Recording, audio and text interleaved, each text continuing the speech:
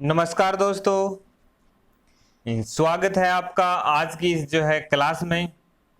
आज की क्लास बहुत ही है धमाकेदार शानदार से होने वाली है, जिसमें हम चर्चा करेंगे जो यूनिट नंबर है 4 है पेपर फर्स्ट में अपनी यूजीसी नेट के लिए संप्रेषण कम्युनिकेशन।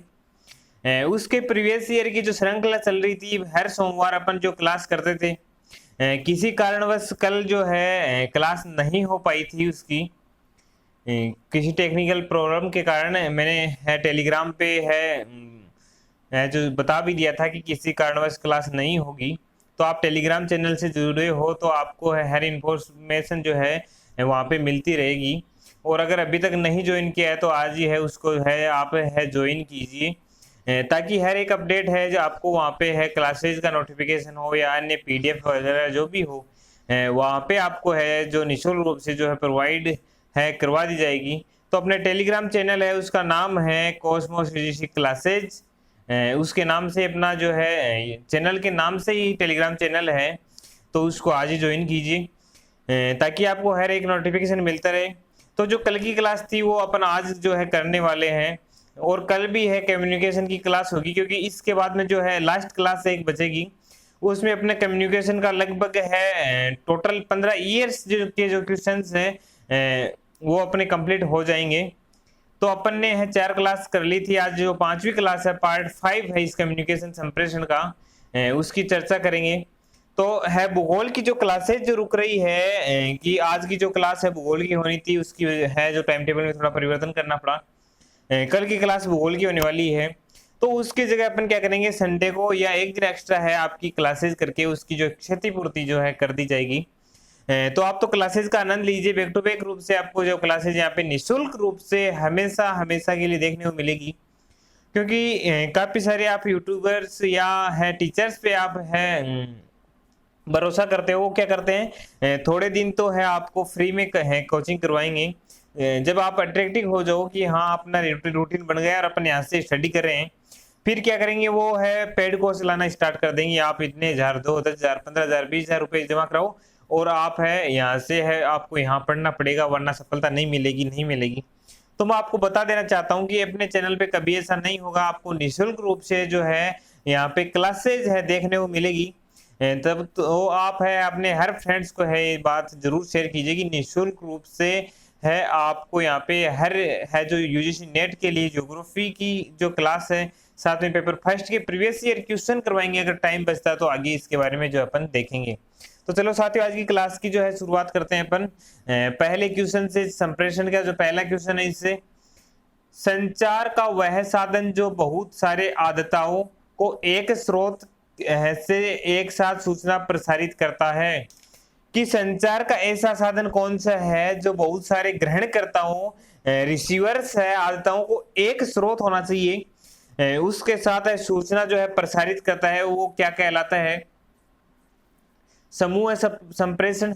अब समूह संप्रेषण क्या होता है कि है बैठे तो सभी समूह है। अब आप बोलोगे कि सर एक साथ समूह में बैठे तो सबको सूचना, समूह में क्या होता है कि हर जो व्यक्ति बैठा है वो क्वेश्चन है मतलब क्वेश्चन या कोई चर्चा है वो करता है, तो वो इसमें अंतर्गत नहीं आता, एक माध्यम में नहीं आता। अलग अलग जो है सेंडर अलग अलग होते हैं, रिसीवर अलग अलग होते हैं, तो उसका ये जो है नहीं होगा। दूसरा है जनसंचार।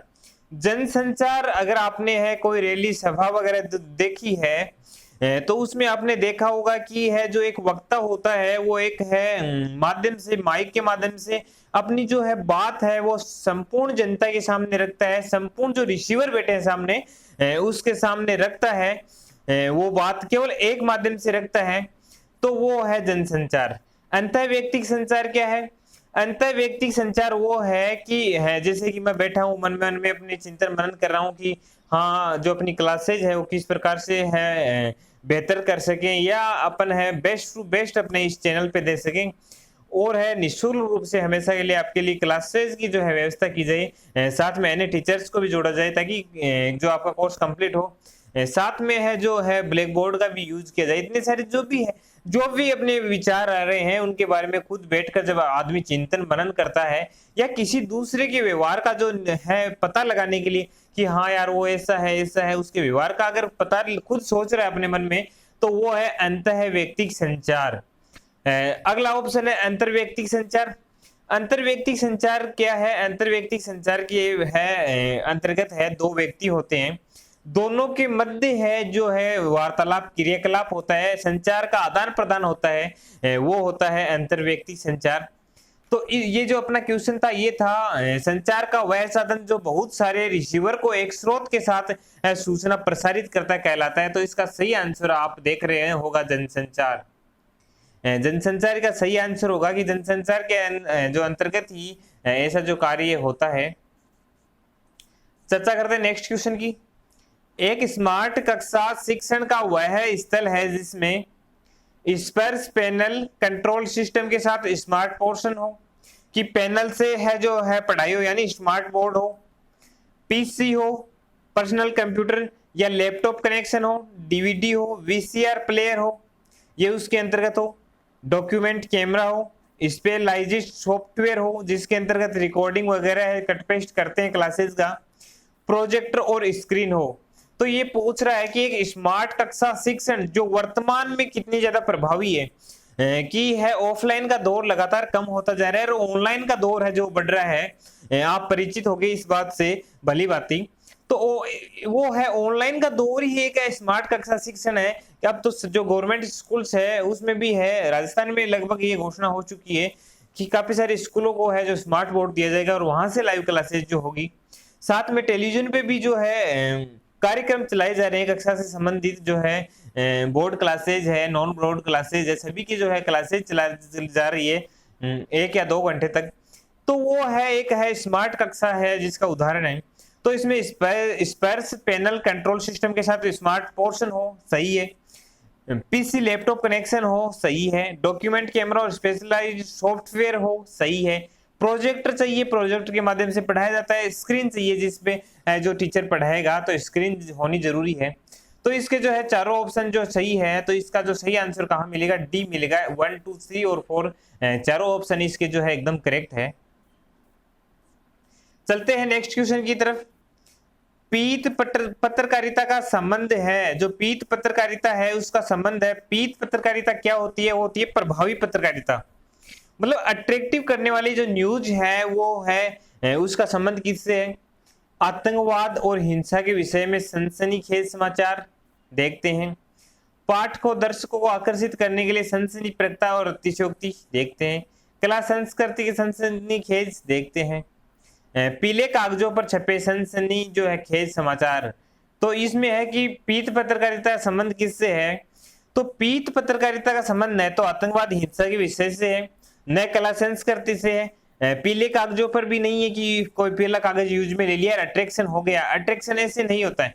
अट्रैक्शन वहां की जो न्यूज है किस पर आधारित है और जो है पाठक या दर्शक को किस प्रकार वो प्रभावित कर रहे हैं कि है। जैसे कि आप कहीं गए, आपने न्यूज़पेपर देखा, कोई भी है एक न्यूज़पेपर आपने वहां पढ़ा था, आपने देखा, तो उसमें आपने देखा कि हाँ यार इतनी सारी न्यूज वगैरह इसमें जो है आती है और हम भी है अब से जो है न्यूज़पेपर स्टार्ट करेंगे ताकि अपन को भी है बैक टू बैक जो है हर एक न्यूज से अपडेट होते रहे। तो वो है एक आकर्षित करने का माध्यम कि किस प्रकार वो है उसमें जो है पत्रकारिता में जिस प्रकार है वो है न्यूज जो है सूचना छापी गई है तो उससे संबंधित है पीत पत्रकारिता। तो इसका जो सही आंसर होगा वो होगा बी आंसर इसका सही होगा। पाठ को दर्शकों को आकर्षित करने के लिए सनसनीप्रदता और अतिशयोक्ति होना जरूरी है, तभी उसको कोई पढ़ेगा, वरना कौन पढ़ेगा उसको न्यूज़पेपर को, क्योंकि कितने सारे न्यूज़पेपर चैनल्स हैं, न्यूज़पेपर्स हैं जो अवेलेबल है वर्तमान में। तो पाठक और दर्शक है देखने वाले को आकर्षित है करने के लिए सनसनीप्रदता और अतिशयोक्ति होनी जो है जरूरी है इसमें। चलते हैं नेक्स्ट क्वेश्चन की तरफ। शिक्षक कक्षा में एक संदेश शब्दों या चित्रों में भेजता है, विद्यार्थी वास्तव में क्या है? कि एक शिक्षक है वो कोई संदेश भेज रहा है कक्षा में और विद्यार्थी ग्रहण कर रहा है उसको, तो विद्यार्थी का पूछा है ना कि शिक्षक का। एनकोडर्स देखते हैं, डिकोडर्स देखते हैं, एजिटेटर्स ये तो कोई होता ही नहीं है, प्रोपोगेटर्स भी नहीं है, मतलब ये तो है नहीं है। उसमें जो अपन है कम्युनिकेशन में जब पढ़ते हैं तो दो ही बात आती है, एनकोडर और डिकोडर। अब एनकोडर की चर्चा करेंगे। सर्वप्रथम एनकोडर क्या होता है कि शिक्षक कोई संदेश या चित्र भेज रहा है वो तो है एनकोडर, ठीक है, एनकोडिंग कर रहा है वो। सामने बैठा जो स्टूडेंट है वो उनको ग्रहण कर रहा है, वो है डिकोडर। तो एनकोडर कौन है? शिक्षक हो गया जो भेज रहा है संदेश, मतलब अपने विचार है किसी भी माध्यम से प्रस्तुत कर रहा है जिस भाषा में जो है विद्यार्थी समझ सके, वो तो है एनकोडर। विद्यार्थी उनको है उस भाषा को अपनी लैंग्वेज या अपने अनुसार उसको समझ रहा है, ग्रहण कर रहा है, वो है डिकोडर। तो इसका सही आंसर विद्यार्थी का पूछा तो ये होगा डिकोडर होगा, कि वो है जो है विद्यार्थी है डिकोडर। सर ये क्वेश्चन काफी बार है जो रिपीट भी हुआ है, आने की संभावना है। अब शानदार नॉर्मल है खास क्वेश्चन आपके सामने आने वाला है। मीडिया जाना जाता है प्रथम सत्ता वर्ग, द्वितीय सत्ता वर्ग, तृतीय सत्ता वर्ग या चतुर्थ सत्ता वर्ग? कि मीडिया है वो जाना जाता है कौन सी सत्ता वर्ग का जो है जाना जाता है? अब आपने पढ़ा होगा, अगर नहीं पढ़ा तो आज पढ़ लेना, कि जो मीडिया है वो सत्ता का चौथा वर्ग है। मतलब है कार्यपालिका, व्यवस्थापिका, न्यायपालिका के बाद में है जो मीडिया है उसको सत्ता का चौथा पक्ष माना गया है, चौथा भाग माना गया है एक। क्योंकि वो है मीडिया के थ्रू क्या होता है कि जो जितनी सारी है जानकारी है वो है कहीं भी बैठे जो अपना देश का नागरिक है या जो विदेश में बैठा नागरिक उस तक है वो सूचना पहुंचती है, और वो हर एक चीज से जो है अपडेट रहता है। तो इसको चौथा वर्ग में जो है शामिल किया गया है मीडिया को। निम्नलिखित में से कौन प्रभावी संप्रेषण का सिद्धांत नहीं है? कि प्रभावी संप्रेषण कौन सा नहीं है वो बताना है। ग्रेप वाइन है का रणनीतिक उपयोग। ग्रेप वाइन कौन सा? अंगूरलता किसके अंतर्गत आता है? अनौपचारिक संप्रेषण के कारण। प्रतिकारी है विश्वासोत्पादक वार्ता, की विश्वास है वो वार्ता हो रही है। श्रोताओं की भागीदारी की कितने सुन रहे हैं वो प्रभावी संप्रेषण का सिद्धांत ये तो है कि जितने मतलब श्रोता सुन रहे हैं उससे पता लगा सकता है कि संप्रेषण प्रभावी है नहीं है। कितने स्टूडेंट क्लास में उपस्थित है, कितने की इच्छा है पढ़ने की, उस आधार पे हम पता लगा सकते हैं कि टीचर जो संप्रेषण कर रहा है वो प्रभावी है या नहीं है, उसके आधार पे जो है पता लगाया जा सकता है।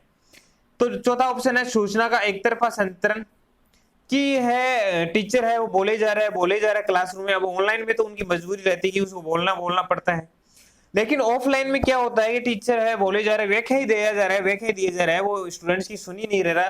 तो एक तरफा जो संचरण हो रहा है तो क्या वो प्रभावी संप्रेषण हो पाएगा?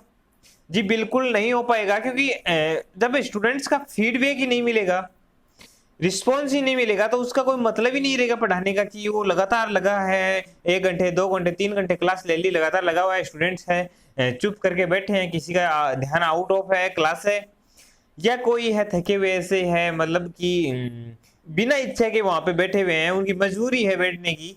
तो ये प्रभावी संप्रेषण का सिद्धांत जो है नहीं हो सकता। तो इसका सही आंसर 4 होगा। आइए चर्चा करते हैं नेक्स्ट क्वेश्चन की। संप्रेषण में भाषा होती है, क्वेश्चन रिपीट हो चुका है भैया। संप्रेषण में भाषा कहती होती है वाचिक कूट, गैरवाचिक कूट, वाचिक कूट, अंतर्व्यक्तिक या प्रतीकात्मक कूट। तो संप्रेषण में भाषा जो होती है वाचिक कूट होती है, ये मैंने आपको बता चुका हूं विद एक्सप्लेनेशन के साथ में। निम्नलिखित में से कौन संप्रेषण की विशेषता है? इसकी संप्रेषण की विशेषता कौन सी है? संप्रेषण में विचारों, तथ्यों और मतों का आदान प्रदान शामिल है। कि जो संप्रेषण है उसमें विचार, तथ्य या मत है उसका आदान प्रदान शामिल है। तो संप्रेषण में तो होता ही है। संप्रेषण में सूचना और समझ दोनों शामिल है, बिल्कुल सही है।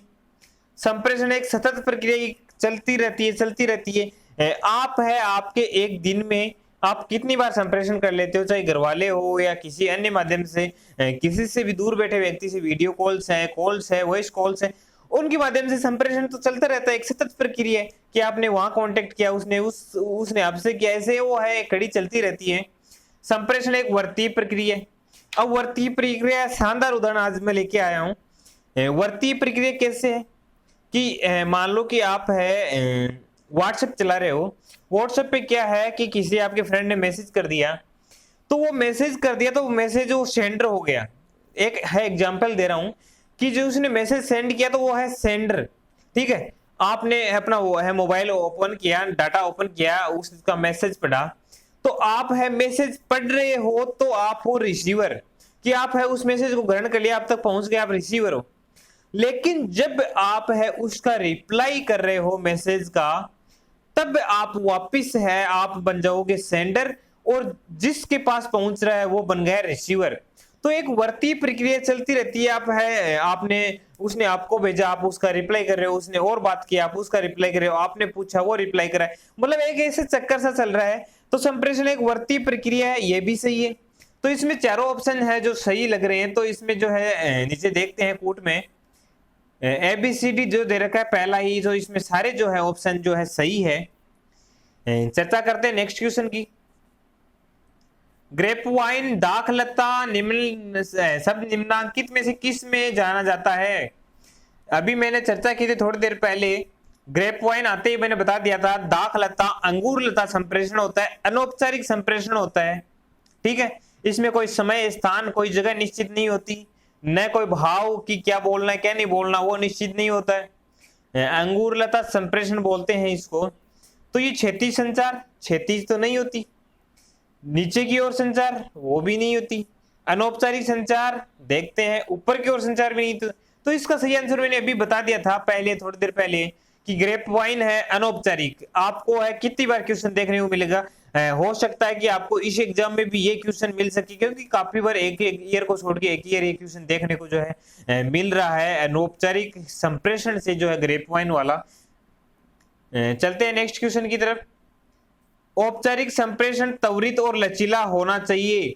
अब मैंने औपचारिक संप्रेषण की आपकी पिक्चर क्लियर कर रखी है। औपचारिक संप्रेषण कौन सा होता है? किसी क्लासरूम में कोई समय फिक्स है, वहां पे है जो संप्रेषण हो रहा है वो है औपचारिक संप्रेषण।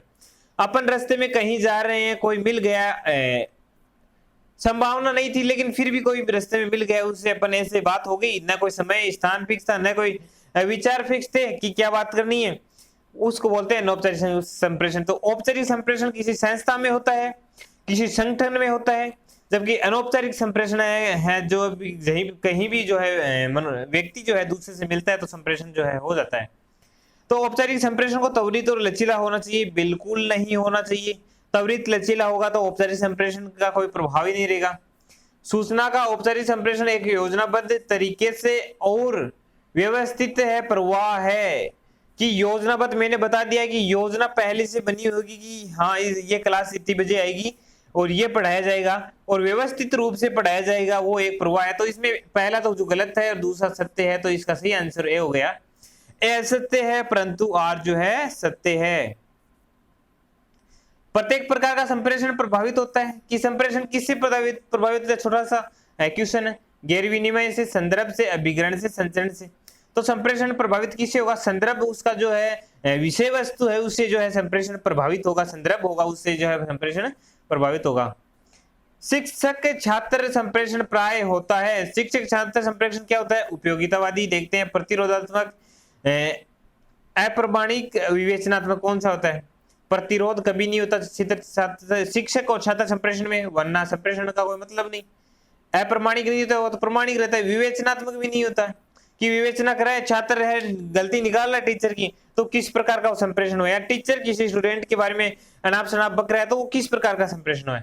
तो इसमें उपयोगितावादी दोनों के लिए उपयोगी है, समाज के लिए उपयोगी है, देश के लिए जो है इनका संप्रेषण होना उपयोगी है। तो है, चलते हैं नेक्स्ट क्वेश्चन की तरफ। कक्षा में एक संप्रेषक का विश्वास स्तर निर्धारित होता है कि कक्षा में एक जो संप्रेषक है उसका विश्वास स्तर किसे निर्धारित होता है? अमूर्त अवधारणाओं से, नजर मिलाने से, अतिशयोक्ति के प्रयोग से, और इसके साथ में आवाज स्तर के परिवर्तन से। अब आवाज से क्या प्रभाव पड़ेगा? नहीं होगा। अतिशयोक्ति से भी नहीं होगा, अमूर्त अवधारणाओं से, नजर मिलाने से। संप्रेषण अगर कोई टीचर है उसका आपको पता लगाना है कि इसमें है कॉन्फिडेंस है, ये हमें पढ़ा पाएगा, तो आप एक चीज नोट कर लेना कि उसकी जो है नजर में नजर मिलाकर आप देख लेना, अगर वो है आपसे नजरें चुरा रहा है तो उसमें कोई ना कोई खोट है। अगर आप है उससे फेस टू फेस है, नजर से आप है वो आपको समझा रहा है, तो वो है एक अच्छा संप्रेषक है, प्रभावी संप्रेषक होगा और आपको है उसका जो है काफी सारा जो है प्रॉफिट मिलेगा। तो नजर मिलाना जरूरी है, नजर मिलाने से प्रभावी संप्रेषण जो है होता है। कक्षा संप्रेषण में संदर्भ में मनोवर्तियां, कार्य और प्रकटन को किस रूप में समझा जाता है? जो मनोवर्ती है, मन के विचार है, कार्य है, प्रकटन को किस रूप में है जो है समझा जाता है? अवैयक्तिक, असंगत, अशाब्दिक और अशाब्दिक। तो मनोवर्ती विचार है, प्रकटन जो प्रकट कर रहे हैं वो है शाब्दिक रूप से जो है उसमें समझा जाता है। इनकी इतनी जो ज्यादा गहराई में जाने की जरूरत नहीं है, नॉर्मल ऊपर से क्वेश्चन पूछे जाते हैं जैसा कि आप देख रहे हैं। कक्षा में विद्यार्थी को संबोधित करते समय अध्यापक द्वारा ध्यान में रखे जाने वाले महत्वपूर्ण तत्व को चिन्हित कीजिए कि है शिक्षक छात्र संप्रेषण हो रहा है और है अध्यापक जो है महत्वपूर्ण जो है तत्व क्या ध्यान में रखेगा, सानिध्य से बचना। अगर किसी टीचर के सानिध्य में ज्यादा ही कोई बच्चा है तो वो कभी पढ़ नहीं पाएगा।